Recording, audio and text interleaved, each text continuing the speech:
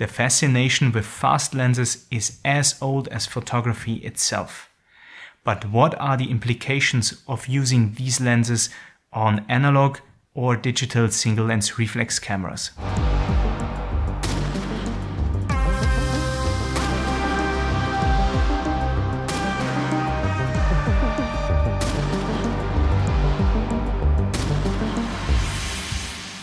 My name is Thomas Eisel. I'm a professional photographer from Vienna, Austria. And today I'd like to talk about the advantages and disadvantages of fast lenses on DSLRs. Before I start, I'd like to point out that there is no universally accepted definition of what constitutes a fast lens. In my point of view, for lenses with a focal range of 24mm to 135mm, every lens that offers an aperture of f2 or faster should be considered a fast lens. Manual focusing with fast lenses is generally easier, as the preview that is visible in the viewfinder is almost what will be the plane of critical focus in the final image. So the plane of critical focus where the maximum sharpness is achieved. Also, in darker environments, the brighter viewfinder image that a fast lens produces compared to a slower lens makes focusing easier. It is important to note that in my experience, even some photo studios can be quite dark, and if you are using a manual focus lens, having a brighter aperture to start with can really help you out. Autofocus systems of DSLRs operate with wide open lenses, as the aperture is only closed in the moment the photograph is taken. So this means the faster the lens is, the more light reaches the autofocus system in the first place. By having a faster lens, the autofocus operation on a DSLR is usually more reliable and faster if the lens provides enough contrast wide open. Fast lenses are indispensable tools in low light scenarios. When you are using older DSLRs or film cameras, you have to deal with a somewhat limited usable ISO range. So mostly you'll probably want to keep the ISO below 800. With a fast lens, you can usually easily do that even when the light is bad. So this can mean the difference between getting the shot or not getting the shot because the shutter speed would be too slow with a not so fast lens. Fast lenses provide better subject separation at their maximum aperture. This look is very desirable for portraiture. In addition, some of the older fast lenses are not very sharp wide open. So when these are used at their maximum apertures, the image has a lack of contrast and detail, maybe even a slight softness. So this might seem like a bad thing, but if you combine both traits, the shallow depth of field and slight softness, some of these old lenses are the perfect tools for portraiture because they provide a sort of in-camera retouching. Especially if you are sticking to an all-analog workflow. This slight softness, this slight reduction of skin imperfections right away can save you a lot of time in post-processing. The light gathering capabilities of fast lenses do not come for free. These lenses are usually heavier and bigger than their slower counterparts. While this might not seem like a big downside if you are carrying them around all day and you are not using them at their maximum aperture, this is really tedious and can mean a waste of your energy on set. I'd like to point out that faster lenses are not always bigger and heavier. There are some really interesting options in Nikon's f-mount lens lineup. The 50mm f1.4 AFD lens is actually smaller than the 50mm f1.8 AFS-G. So why is that? The AFD lenses of Nikon don't have a focus motor built in, but rely on the focus motor that is in the camera body. This makes them considerably smaller and lighter.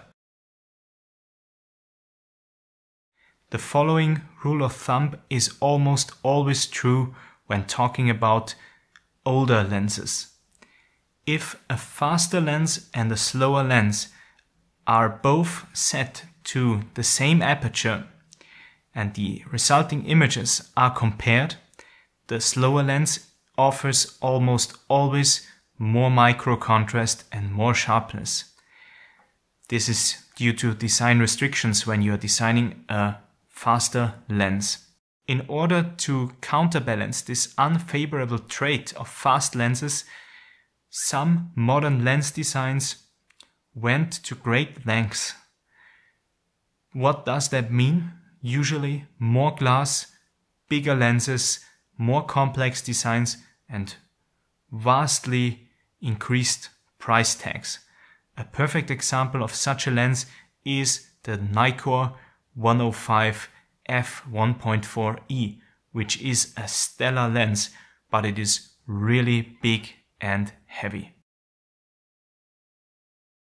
I've already touched on it a little bit earlier, but another important factor that comes with faster lenses is usually the price. And if you look at current lens lineups, faster lenses are almost always more expensive than their slower counterparts. So you really should make sure that you actually need the fast aperture and all the advantages that come with it. All lenses with spherical aberrations exhibit focus shift. This means that when the lens is stopped down, the plane of focus can shift to a certain degree depending on the lens. In practice, this means that the lens that was focused with wide open aperture actually has another plane of focus when the image is taken. This results in usually a slightly blurry image with either back or front focus.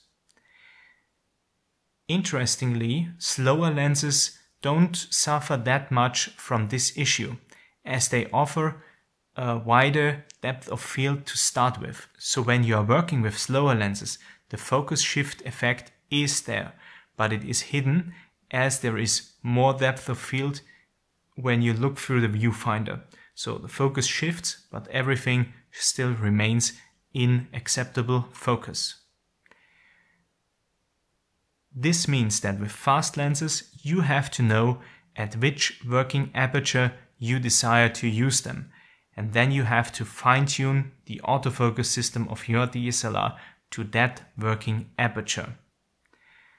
Another workaround is that you actually set the lens to manual focus, stop it down, and focus with the lens stopped down to the working aperture.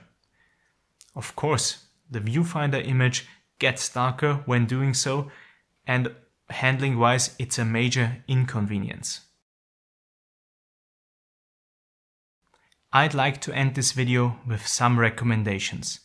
My first recommendation is that you should own at least one fast prime lens.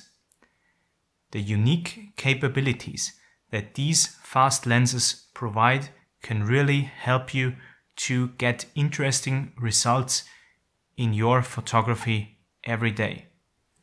Also, having more light available for your image sensor or your film can mean the difference between missing the shot because of too slow shutter speeds or getting the shot because you actually had the fast aperture available.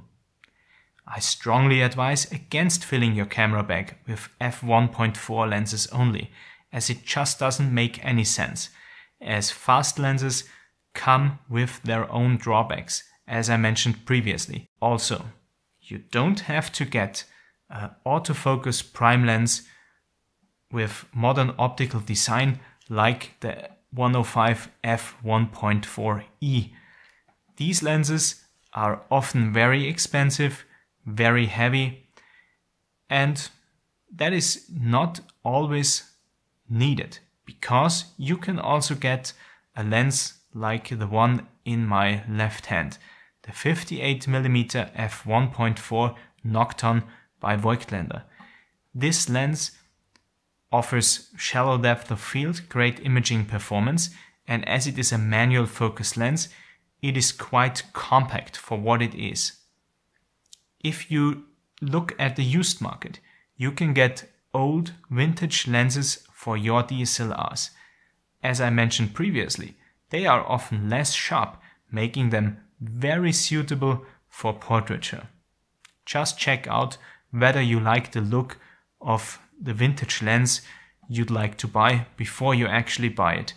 There can be some quite extreme differences between these models. Thank you very much for watching. Please consider subscribing to my YouTube channel and don't hesitate, leave a comment down below. Tell me what you think about fast lenses. How many of them do you use and why? Which ones you like, which ones you don't like. If you like to see more of my work, consider following me on Instagram or visiting my website. See you next time.